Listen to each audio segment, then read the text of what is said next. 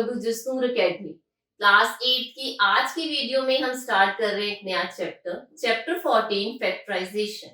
Factorisation की आज की क्लास में हम डिस्कस कर रहे हैं फैक्टराइजेशन ऑफ अलजेब्रिक एक्सप्रेशन के बारे में, जिसमें सबसे पहले हम डिस्कस करेंगे कि फैक्टराइजेशन ऑफ अलजेब्रिक एक्सप्रेशन का मीनिंग क्या है। उसके बाद अलग अलग तरीके के अलजेब्रिक एक्सप्रेशंस को फैक्टराइज करने के लिए हम कौन कौन से मेथड्स यूज कर सकते हैं, उनकी डिटेल स्टडी की जाएगी। तो चलिए स्टार्ट करते हैं सबसे पहले मीनिंग के साथ कि फैक्टराइजेशन ऑफ अलजेब्रिक एक्सप्रेशन का मीनिंग क्या। Finding what to multiply together to get an expression. यहां आपको अलजेब्रिक एक्सप्रेशन को फैक्टराइज करने का मीनिंग बताया गया। यहाँ कुछ मोनोमियल्स गिवन है। इन्हें मोनोमियल्स क्यों कहा जा रहा है? क्योंकि इनमें नंबर ऑफ टर्म्स जो सी हैं, इन अलजेब्रिक एक्सप्रेशन की नंबर ऑफ टर्म्स 1 है, इसलिए इन सभी अलजेब्रिक एक्सप्रेशंस को मोनोमियल्स कहा जा रहा है। अब हम इन मोनोमियल्स को फैक्टराइज करने वाले हैं, इनका फैक्टराइजेशन करने वाले हैं। अलजेब्रिक एक्सप्रेशंस में मोनोमियल्स को फैक्टराइज करने के लिए जो मेथड यूज होता है उसे हम मेथड 1 से इंडिकेट करेंगे। ये हमारा मेथड 1 है। मोनोमियल्स को फैक्टराइज कैसे किया जाता है अलजेब्रिक एक्सप्रेशन में? सबसे पहला जो मोनोमियल आपको गिवन है वो है 36x2y3, राइट। हम इसका सबसे पहले जो हमें नंबर गिवन है 36, उसका फैक्टराइजेशन करने वाले हैं। 2 1 2, 2 8 16, अगेन 2 9 18, 3 3 9, 3 1 3। तो जब हमने 36 को सॉल्व किया तो हमें क्या फाइंड आउट हुआ? 2 इंटू 2 इंटू 3 इंटू 3। और 36 के साथ वेरिएबल्स कौन कौन से हैं? x और y। x square which means x into x, y cube which means y into y into y। यहां हमने monomial 36x square y cube को फैक्टराइज कर दिया, उसका फैक्टराइजेशन कर दिया और हमें सोल्यूशन क्या मिला? हमें सोल्यूशन मिला 2 into 2 into 3 into 3, x into x into y into y into y। अगर आप इन्हें दोबारा से, ये हमें जो फाइंड आउट हुआ इसे दोबारा से मल्टीप्लाई करें तो अगेन आपको क्या फाइंड आउट हो जाएगा? 36x square y cube, which means किसी भी एक्सप्रेशंस को इस फॉर्म में लिख देना कि मल्टीप्लाई करने के बाद दोबारा से आपको वही एक्सप्रेशन फाइंड आउट हो जाए, उसे ही कहते हैं factorization of algebraic expression. Monomials को फैक्टराइज करना बहुत इजी है। क्यों? क्योंकि मोनोमियल्स में 1 टर्म होती है। उस 1 टर्म में, सिंगल टर्म में आपको जो नंबर गिवन है उस नंबर का फैक्टराइजेशन कीजिए और उसके साथ जो वेरिएबल्स गिवन है उनकी पावर के अकॉर्डिंगली, उनके एक्सपोनेंट के अकॉर्डिंगली उनको मल्टीप्लिकेशन में लिख दीजिए। x की पावर 2 थी, हमने x को 2 टाइम्स लिख दिया। y की पावर 3 थी, हमने y को 3 टाइम्स लिख दिया। सेकेंड एग्जांपल देखते हैं 15a स्क्वायर b क्यूब। अगर आप 15 का फैक्टराइजेशन करेंगे तो हमें क्या फाइंड आउट होगा?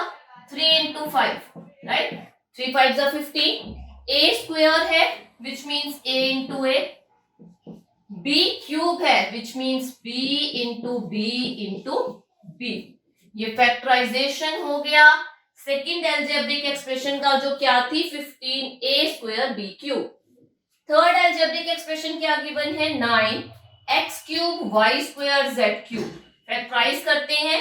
9 के अगर आप फैक्टर्स फाइंड आउट करेंगे या फैक्टराइजेशन करेंगे तो क्या आएगा? 3 इंटू 3, 3 3 9, x क्यूब है which means x into x into x, y square है which means y into y, z cube है which means z into z into z। ये फैक्टराइजेशन हो गया थर्ड अलजेब्रिक एक्सप्रेशन का, जो क्या थी? 9x cube y square z cube. Monomials के कंसर्न में फैक्टराइजेशन करना काफी इजी है। क्यों? क्योंकि सिंगल टर्म है, सिंगल टर्म में जो नंबर है उसका फैक्टराइजेशन करके लिख दीजिए और उसके साथ जो वेरिएबल्स हैं उनकी पावर के अकॉर्डिंगली, उनके एक्सपोनेंट के अकॉर्डिंगली उनको उतनी बार ही लिख दिया जाता है। अब नेक्स्ट जो हम डिस्कस करेंगे वो है बायनोमियल्स। मोनोमियल्स में नंबर ऑफ टर्म होती है 1, जबकि बाइनोमियल्स में नंबर ऑफ टर्म्स होती हैं 2। अब डिस्कस करते हैं कि बाइनोमियल्स को फैक्टराइज करने के लिए आप कौन सा मेथड यूज कर सकते हैं। Method 2, factorization by taking out common factors. यहाँ कॉमन फैक्टर्स को आप हाईएस्ट कॉमन फैक्टर भी कह सकते हैं। अब अगर आप इसे एल्जेब्रिक एक्सप्रेशन को देखें तो इस एल्जेब्रिक एक्सप्रेशन में नंबर ऑफ टर्म्स कितनी है, ये है फर्स्ट टर्म और ये है सेकंड टर्म। तो यहाँ नंबर ऑफ टर्म्स कितनी है, यहाँ नंबर ऑफ टर्म्स है 2। तो ऐसे में ये एल्जेब्रिक एक्सप्रेशन जो है ये बायनोमियल हो गया। मोनोमियल्स एल्जेब्रिक एक्सप्रेशन को फैक्टराइज करना बहुत इजी था। वहां हम जो हमें मोनोमियल एल्जेब्रिक एक्सप्रेशन दिया होता था उसके फैक्टर्स फाइंड आउट करते थे, मल्टीप्लाई करके लिख देते थे, फैक्टराइजेशन हो जाता था। लेकिन जब एल्जेब्रिक एक्सप्रेशन बाइनोमियल होगा तब आप उसको फैक्टराइज करने के लिए मेथड 2 यूज करेंगे, जो क्या है, factorization by taking out common factors, या उसे आप हाईएस्ट कॉमन फैक्टर HCF भी कह सकते हैं। यहाँ 3 स्टेप्स लिखे गए हैं, 3 स्टेप्स हैं आपके लिए। इन स्टेप्स के अकॉर्डिंगली या इन स्टेप्स को फॉलो करते हुए हम इस बाइनोमियल को फैक्टराइज करेंगे, इसका फैक्टराइजेशन करेंगे। स्टेप 1 क्या है, फाइंड HCF ऑफ टर्म्स। आपको ये जो टर्म्स गिवन है इन टर्म्स का HCF फाइंड आउट करेंगे हम सबसे पहले। पहली फर्स्ट टर्म क्या है, 15x क्यूब y स्क्वायर। इसके फैक्टर्स फाइंड आउट करते हैं, 3 into 5 into x into x into x into y into y। x cube था 3 टाइम्स x लिख दिया, y स्क्वायर था 2 टाइम्स y लिख दिया। नेक्स्ट टर्म क्या है हमारे पास, 10 x स्क्वायर y क्यूब। इसके भी फैक्टर्स करते हैं, फैक्टराइजेशन करते हैं इस टर्म का भी। 2 इंटू 5, 2 5 जा 10, x square x into x, y cube y into y into y, 3 times y आ गए। अब आपको क्या करना है, इसका HCF फाइंड आउट करना है दोनों टर्म्स का। HCF अगर हम फाइंड आउट करें, 5 और 5 दोनों में कॉमन है, 5 आ गया, x x कॉमन फैक्टर है, x और x ये भी कॉमन फैक्टर है, y y कॉमन फैक्टर है, y and y common factor है। तो HCF क्या आया, 5, x 2 टाइम है x स्क्वायर, y 2 टाइम्स है y स्क्वायर। ये हमें फाइंड आउट हो गया HCF इन दोनों टर्म्स का। स्टेप 2 में आपने क्या करना है, divide each term by HCF। अब हम आते हैं स्टेप 2 पर। फर्स्ट टर्म क्या है हमारे पास, 15x क्यूब y स्क्वायर। इसे भी हम डिवाइड करने वाले हैं 5x स्क्वायर y स्क्वायर से। और नेक्स्ट टर्म हमारे पास क्या है, सेकंड टर्म क्या थी हमारे पास, 10x स्क्वायर y क्यूब। इसे भी हम डिवाइड करने वाले हैं HCF 5x square y cube से। जब आप इसे डिवाइड करेंगे, 5 1 जा 5, 5 3 जा 15, we have 3x cube x square which means x 3 minus 2, right? Divide में है तो इसकी जो एक्सपोनेंट पावर्स हैं वो सबट्रैक्ट हो जाती हैं। y स्क्वायर और y स्क्वायर आपस में कैंसिल हो, 1 आ गया। Now we have 3x power 1, right? ये HCF आ गया। HCF को जब हमने डिवाइड किया, HCF से जब हमने डिवाइड किया फर्स्ट टर्म को, तो हमें ये फाइंड आउट हुआ, राइट? इस तरफ आते हैं, 5 1 जा 5, 5 2 जा 10, 2 आ गया, x स्क्वायर से x स्क्वायर कैंसिल हो गया, y क्यूब और ये y स्क्वायर है, सॉरी यहां आ गया y, 2y आ गया, राइट? ये हमें फाइंड आउट हो गए इनके कोशेंट, राइट? अब थर्ड स्टेप देखिए, right the quotient with in the bracket and place the common factor HCF outside the bracket. ये हमारा स्टेप 1 था। ये स्टेप 2 था जहां हमने डिवाइड किया HCF से दोनों टर्म्स को। अब आता है स्टेप 3, फाइनल स्टेप है ये। इसमें आपने क्या करना है, जो आपका HCF आया, जो हाईएस्ट कॉमन फैक्टर आया था दोनों टर्म्स का, उसे ब्रैकेट के बाहर लिख देंगे, 5x square y square, bracket start करेंगे। और जो क्वेश्चन फाइंड आउट हुआ टर्म्स को डिवाइड कर कर, क्या फाइंड आउट हुआ, 3x, यहां प्लस था तो प्लस आ जाएगा, नेक्स्ट क्वेश्चन क्या फाइंड आउट हुआ, 2y। ये हमने फैक्टराइज कर दिया बाइनोमियल को, फैक्टराइजेशन हो गया इसका।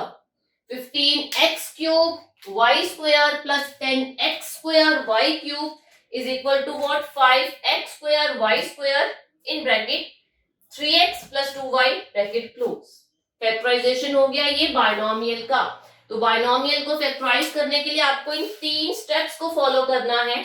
आपको जो भी बाइनोमियल गिवन है, आप उसकी सबसे पहले जितने भी नंबर ऑफ टर्म्स हैं, यहाँ 2 नंबर ऑफ टर्म्स हैं, इनका HCF फाइंड आउट करेंगे। उसके बाद जो आपकी टर्म्स हैं उनके साथ HCF को डिवाइड कर देंगे, और थर्ड स्टेप में जो HCF आया था उसको ब्रैकेट से बाहर रखेंगे, आउटसाइड द ब्रैकेट रखेंगे, और जो क्वेश्चन टाइम है उनको विद इन दी ब्रैकेट रख देंगे। तो आपका फैक्टराइजेशन का ये प्रोसेस जो सा ये कंप्लीट हो जाएगा। Method 3, factorization of difference of 2 square. अगर आपको 2 स्क्वायर्स गिवन हो तो उनका डिफरेंस को, इन्हीं 2 स्क्वायर्स के डिफरेंस को आप कैसे फैक्टराइज कर सकते हैं।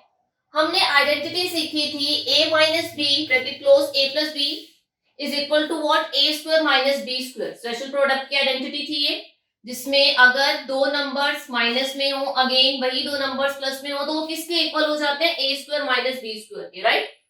अब अगर a minus B a plus B is equal to a square minus B square है, तो आप अगर इसे रिवर्स करके देखें तो a square minus B square भी तो इक्वल है a माइनस बी और a प्लस बी के। तो ऐसे में हम कह सकते हैं कि factors of a square minus B square, दो स्क्वायर्स के डिफरेंस का अगर आपको फैक्टर फाइंड आउट करना हो तो आप डायरेक्ट इस आइडेंटिटी को इंप्लीमेंट कर कर भी फैक्टर्स फाइंड आउट कर सकते हैं। a square minus b square is equal to what, a plus b bracket close, again bracket start, a minus b bracket close, within the bracket a plus b within the bracket a minus b।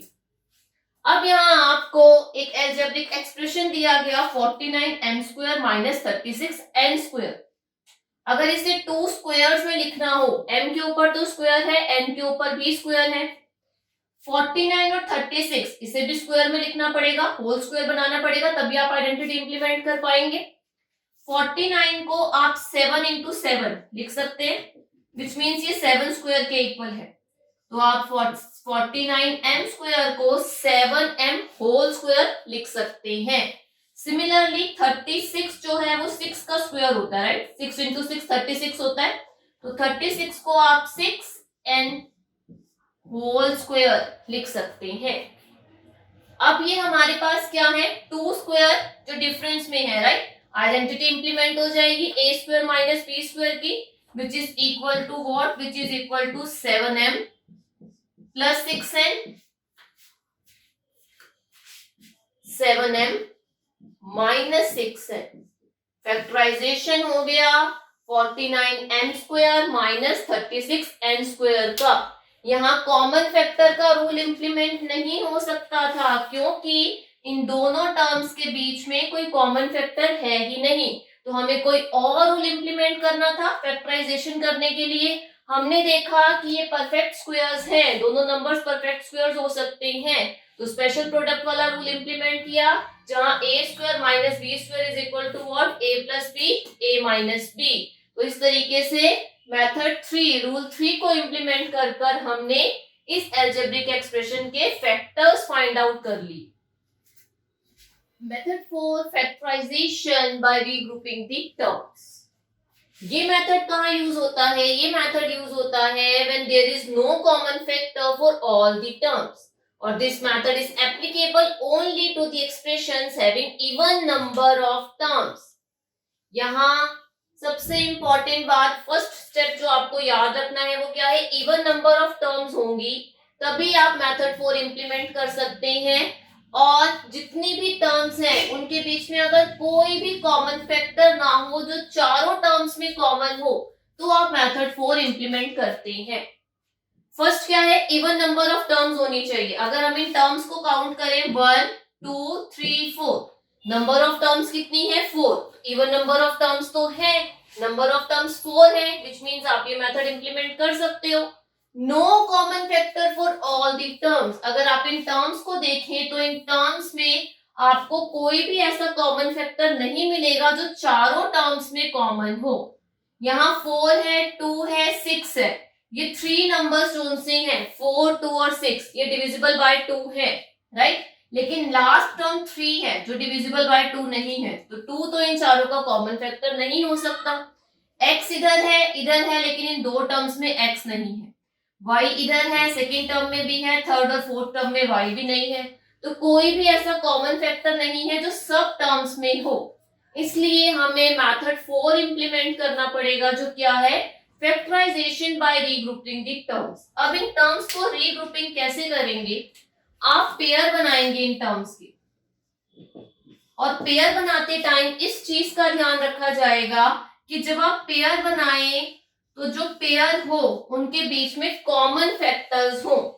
अगर आप first और second term को देखें तो इनमें 4 और 2 दोनों 2 से डिविजिबल हैं, कॉमन फैक्टर आ जाएगा 2। y और y दोनों में है तो y भी इनका कॉमन फैक्टर हो सकता है। तो जब आप पेयर बनाएंगे तो फर्स्ट पेयर कौन सा बनेगा, फर्स्ट पेयर बनेगा 4xy प्लस 2y, राइट। अब अगर इन दोनों टर्म्स में से, ये तो बाइनोमियल हो गया, बाइनोमियल में कॉमन फैक्टर फाइंड आउट करते हैं, तो अगर आप इसको फैक्टराइजेशन करें 2 into 2 into x into y, right. Next term क्या होगी 2 into y, highest common factor जो आएगा HCF जो आएगा उसे आप ब्रैकेट से बाहर रखेंगे और जो क्वोशिएंट होगा वो ब्रैकेट में रह जाएगा। यहां देखते हैं कॉमन क्या क्या है, 2 और 2 कॉमन है, y और y भी कॉमन है, तो इसे हम ब्रैकेट से बाहर रख देंगे। ब्रैकेट स्टार्ट करेंगे, यहां पर क्या बचा 2x प्लस यहाँ 2 भी ब्रैकेट से बाहर चला गया, y भी ब्रैकेट से बाहर चला गया, विच मीन्स हमारे पास 1 और है, राइट। 1 लगा दिया, 2 और y दोनों बाहर है तो प्लस के बाद क्या लग जाएगा 1। ये हमारा फर्स्ट पेयर जोन सा था उसका फैक्टराइजेशन कर दिया हमने। नेक्स्ट पेयर लेते हैं सेकंड पेयर। सेकेंड पेयर है हमारे पास 6x प्लस 3, फैक्टराइजेशन करते हैं इसका 2 इंटू 3 इंटू एक्स प्लस 3। अगर आप कॉमन निकालें दोनों टर्म्स में से तो कॉमन क्या आ जाएगा 3, ब्रैकेट स्टार्ट 2x प्लस 1। ये फर्स्ट पेयर का फैक्टराइजेशन, ये सेकेंड पेयर का फैक्टराइजेशन। नेक्स्ट स्टेप में हम क्या करने वाले हैं, नेक्स्ट स्टेप में फर्स्ट पेयर का फैक्टराइजेशन क्या आया हमारे पास 2y 2x प्लस 1, दोनों पेयर्स के बीच में प्लस का साइन था, यहां प्लस का साइन लगा देंगे। सेकेंड पेयर का फैक्टराइजेशन करने पर क्या फाइंड आउट हुआ 3 ब्रैकेट स्टार्ट 2x प्लस 1। अब देखिए क्या करेंगे, यहां 2x प्लस 1 और 2x प्लस 1 कॉमन फैक्टर है। इस वाले पेयर से भी आपको 2x1 फाइंड आउट हुआ, इस वाले पेयर से भी आपको 2x plus 1 as a common factor find out हुआ। तो इस कॉमन फैक्टर को आप सिंगल टाइम लिखेंगे और ब्रैकेट के बाहर इधर क्या था 2y और इधर क्या है प्लस 3, ब्रैकेट स्टार्ट करेंगे 2y प्लस 3, ये हो जाएगा हमारा नेक्स्ट फैक्टर। तो फर्स्ट फैक्टर क्या हुआ 2x प्लस 1 और नेक्स्ट फैक्टर क्या फाइंड आउट हुआ 2y प्लस 3। तो यहाँ हमारे पास नंबर ऑफ टर्म्स जो सी थी उनके बीच में कोई कॉमन फैक्टर नहीं था और इवन नंबर ऑफ टर्म्स थी, तो हमने मेथड 4 इंप्लीमेंट किया जिसमें हमने पेयर्स बनाए, जहां से कॉमन फैक्टर हमें लग रहा था कि फाइंड आउट हो सकता है, उस हिसाब से पेयरिंग की गई। फर्स्ट पेयर बनाया, सेकंड पेयर बनाया, उसको फैक्टराइज किया, फैक्टराइज करने के बाद इकट्ठा लिखा, जो कॉमन फैक्टर था उसको सिंगल टाइम लिख दिया और जो ब्रैकेट के बाहर था 2y प्लस 1 उसको एक और फैक्टर बना के लिख दिया। तो आज की क्लास में हमने डिस्कस किया what is mean by factorization of algebraic expression के बारे में। अलजेब्रिक एक्सप्रेशंस क्या हैं, किन मेथड से उनको फैक्टराइज किया जा सकता है, ये सब चीजें हमने डिस्कस कर ली। हमने 4 मेथड्स डिस्कस किए, factorization of monomials, factorization by taking out common factor, factorization of difference of two squares और factorization by regrouping the terms. Next class में हम स्टार्ट करेंगे फैक्टराइजेशंस ऑफ क्वाड्रेटिक ट्रिनोमियल्स के साथ। क्वाड्रेटिक मींस जहां डिग्री 2 होती है और ट्रिनोमियल्स मींस जहां नंबर ऑफ टर्म्स है 3। क्वाड्रेटिक ट्रिनोमियल्स को फैक्टराइज करने के लिए सबसे पहले हम ये चेक करते हैं कि वो क्वाड्रेटिक ट्रिनोमियल परफेक्ट स्क्वायर में है या परफेक्ट स्क्वायर में नहीं है। अगर वो परफेक्ट स्क्वायर की फॉर्म में होता है तो आप स्टैंडर्ड एक्सपेंशन की मेथड के साथ, जहां हम आइडेंटिटीज यूज करते हैं, उन्हें इजीली फैक्टराइज कर लेते हैं। जबकि अगर वो स्टैंडर्ड एक्सपेंशन नहीं हो सकता, परफेक्ट स्क्वायर की फॉर्म में नहीं है, तो ऐसे में उसे फैक्टराइज करने के लिए splitting the middle term method use किया जाता है। इन दोनों मेथड्स को, स्टैंडर्ड एक्सपेंशन मेथड और splitting the middle term method को, हम डिस्कस करेंगे नेक्स्ट क्लास में। अगर आज की क्लास अच्छी लगी है तो क्लास को लाइक और शेयर जरूर कीजिएगा, और हमारे साथ आगे कंटिन्यू रहने के लिए हमारे चैनल जसनूर एकेडमी को सब्सक्राइब कीजिए। मिलते हैं नेक्स्ट क्लास में। Thank you.